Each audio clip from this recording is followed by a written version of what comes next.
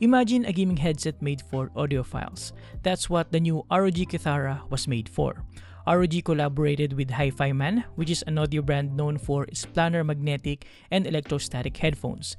And the design of the ROG Kithara kinda reflects that, with the resemblance of some of HIFIMAN's popular headphones, but with ROG's familiar aesthetics. Most importantly, it has a pretty decent microphone and a wide variety of connectivity options for multi-platform gaming and music listening. What I like about this is that it features an open back design, providing that natural, wide sound signature and an impressive spatial accuracy for gaming, partnered with one of the clearest, natural sounding built-in microphones I've ever tried on a gaming headset. It's not perfect, especially considering the price, so let's dive deeper. Let's get into it. As always, honest disclaimer, this video is not sponsored or paid. I just borrowed this from RG Philippines to share my honest experience with you. They will not see this video or even my script prior to release. Now, every single ROG Kithara has been factory tested for precision and accuracy with its own certificate inside the box. Inside the box, we also have a well-presented quick start guide and a bunch of accessories for its multi-platform compatibility. We have a 3.5mm input and output port to a USB-C adapter, 3 interchangeable plugs, and a couple of cables underneath.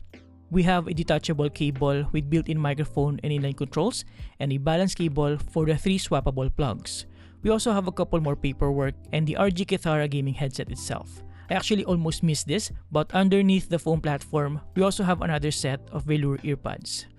Now, the ROG Kithara features a combination of ROG signature design elements partnered with HIFIMAN's familiar form factor with incredibly slim ear cups, thanks to the compact planar magnetic drivers. The build quality feels decent, weighing roughly around 418 grams without any attachments.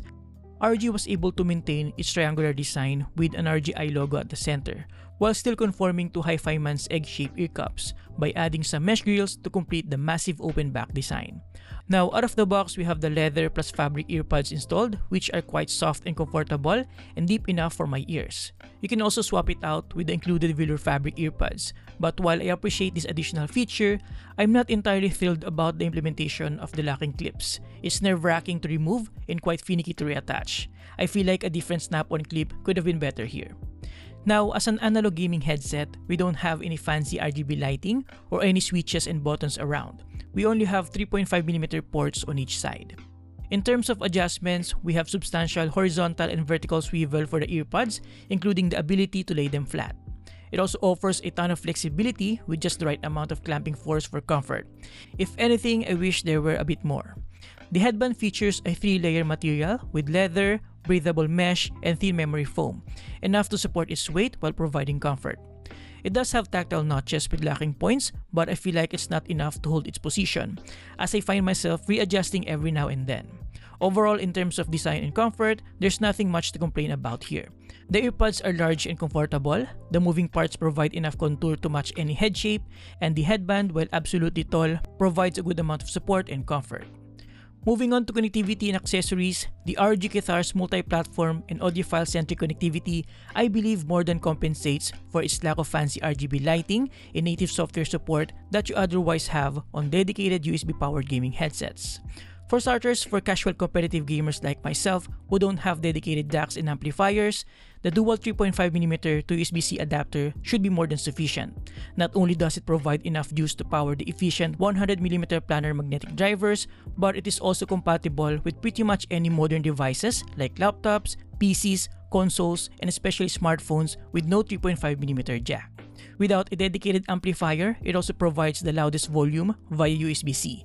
And this is of course used with a dual 3.5mm to 3.5mm cable with an integrated boom mic and inline controls. For audiophiles and enthusiasts who have dedicated DACs and amplifiers and don't want to use the boom mic, we also have a balance cable with swappable plugs. We have the standard 3.5mm for maximum compatibility, a 6.3mm plug for desktop amplifiers and a more robust setup, and a 4.4mm balance plug for higher output power, lower noise, and an overall cleaner, higher-end audio setup.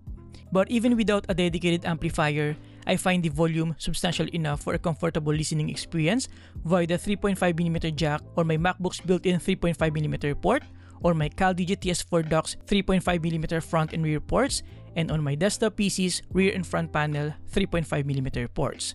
But yeah, if I want maximum volume, I can easily use the USB-C adapter. Now, in terms of the microphone, I don't know about you, but I think this is one of the best microphones I've ever tried from a mainstream gaming headset brand. Here, take a listen. So this is a microphone test for the ROG Kithara. Microphone test 1, 2, 3, 1, 2, 3. Again, this is a microphone test for the ROG Kithara. Microphone test 1, 2, 3, 1, 2, 3. Now with some keyboard.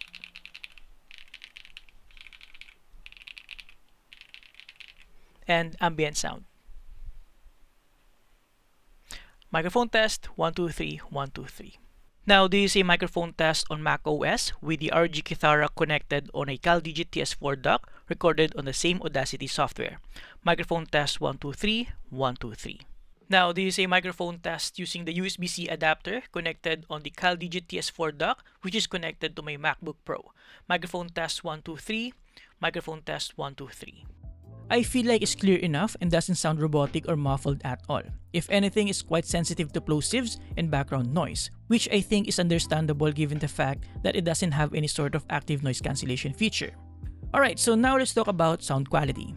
I'm not an audiophile, so this is coming from a competitive gamer who wants to experience a little bit of that audiophile level quality. What stands out to me the most is the outstanding sound separation and clarity. It's actually insane and a game changer coming from a casual music listener like myself. I'm quite amazed at how much detail comes through, from the snap of the guitar pick, string slide and reverb, subtle tapping, to the shimmer of the shaker, and a lot more, beyond just rhythm and vocals.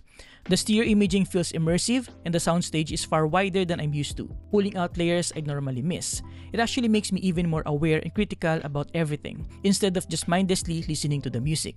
I also appreciate that I can crank this up to full volume without introducing any artifacts or distortion. It stays clean and controlled even at max levels, which is something I've never experienced with a typical gaming headset. Now, bass is tight and non-fatiguing, which is good for longer listening session, though I'd prefer a slightly warmer tilt since I'm sensitive to treble energy. By the way, the leather plus fabric earbuds provide a brighter sound signature, while the velour fabric provides a tad warmer sound. Overall, it's an incredibly immersive experience, unlike anything I've had from a gaming headset. As my first planar magnetic headphone, I'm very impressed by how much detail fits into such a slim form factor. You just really have to be mindful that what you're listening to will be heard across the room, as this headset is really wide open.